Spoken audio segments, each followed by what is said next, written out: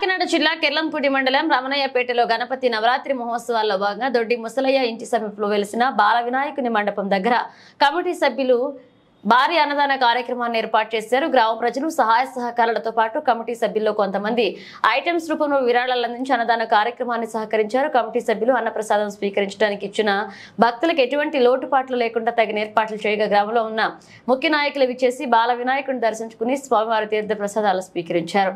ఈ సందర్భంగా కమిటీ సభ్యులు మాట్లాడుతూ బాల వినాయకుని కృపా కటాక్షాలతో వరుసగా ఈ ఏడాది అన్నదాన కార్యక్రమం దిగ్విజయంగా నిర్వహించామన్నారు. ఇక ఈ మా వీధిలో బాల వినాయకుడు నెలకొల్పిన నాటి నుండి అందరూ సుభిక్షంగా ఉన్నామని తెలియజేశారు. కోరిన కోరికలు తీర్చే మా బాల వినాయకుడిని సోమవారం వివిధ రకాల సాంస్కృతిక కార్యక్రమాలతో కన్నుల పండుగ నిమజ్జనం చేయడానికి అన్ని ఏర్పాట్లు పూర్తి చేస్తామని కమిటీ సభ్యులు తెలియజేశారు.